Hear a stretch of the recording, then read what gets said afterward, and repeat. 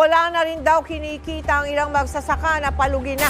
Malo sa higit 1 bilyong piso ang pinsala ng Bagyong Paeng sa sektor ng agrikultura. Nananawagan ng tulong ang ilang grupo na para sa mga magsasaka sa bansa. Paano nga raw sila makakabawi kung mahal ang pataba at mataas ang gasto sa pagtatanim? Problema po ang ilang magsasaka sa mababang presyuhan ng kanilang aning palay kumpara raw sa ginastos nila para rito. Ilang magsasaka sa Sariaya, Quezon, umaalis na raw sa pagsasaka dahil sa taas ng presyo ng abono at gasolina. The Philippines is an agricultural country endowed with plenty of natural resources. Yet it is now the world's largest importer of rice. What happened? Why are we experiencing this problem? Will rice depart from Filipino tables? The crisis is brought about by several factors like mismanagement, weather disaster, corruption, diminishing use of land for rice because of abandonment, conversion, and reclassification of lands. Rice is a commodity of great importance to the Filipino people, not only as a major staple, but also as a principal source of livelihood. It is no surprise that a rice crisis poses a serious threat to household food security, most particularly among the destitute, as well as the overall social and political stability. In this crisis, surging in one of the major sectors in this country, what does the government say? What intervention and help can be extended to the rice farmers beset with these challenges? President Ferdinand Bongbong Marcos Jr. temporarily takes the helm of the Department of Agriculture upon his assumption of office amid the looming food crisis. Marcos would address issues on importation and smuggling which badly impacted the agricultural sector of the country. Obviously, the president has to deal with 1,001 problems in the agricultural sector. One of his tall orders is to address the skyrocketing prices of the fertilizers that is hurting farmers. President Marcos places agriculture as top governance and budgetary priority.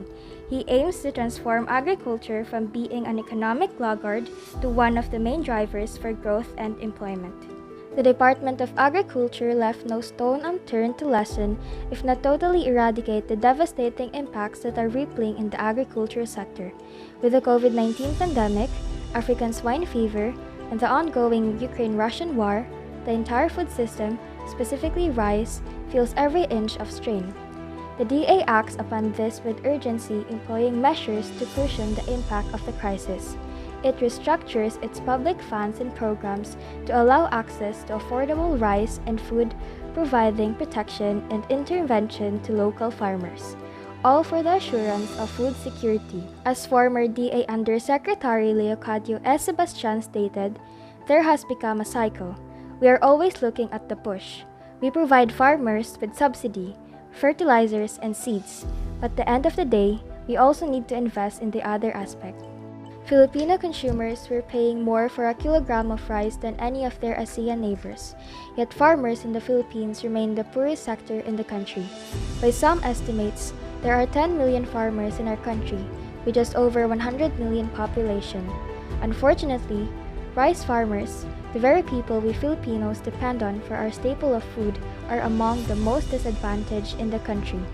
Farmers need to deal with many challenges like how to cope with climate change, soil erosion and biodiversity loss, satisfy consumers' changing taste and expectations, meet rising demand for higher food quality, invest in farm productivity, adopt and learn new technologies, and stay resilient against global economic factors. The government plays a crucial role in the rice sector in the face of the present crisis. It intervenes in rice production in order to increase the country's production and to achieve self-sufficiency in rice production. Government policy has an influence in the farmers' rice production by providing financial assistance, technology, and knowledge. The United States and the Philippines have a strong trade and investment relationship. The Philippines' third largest trading partner, the United States, is one of the largest foreign investors in our country. Thus, in this crisis in the agriculture sector, assistance from the U.S. government the U.S. Department of Agriculture is very important. They agreed to a new partnership for growth to address the binding constraints to economic growth and development in the Philippines.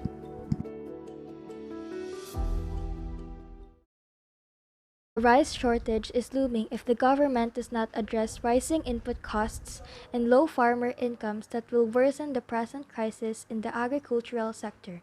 The government must act swiftly to avert rice shortage. The two main factors of low prices of palay and high input costs must be addressed. There is no motivation to harvest because farmers earn so little. Rice prices are then expected to increase. Rice production has also been tampered by weather conditions and the conversion of farmlands to roads or infrastructure. We must save the rice industry. Saving the industry saves the rice farmers and the entire nation altogether.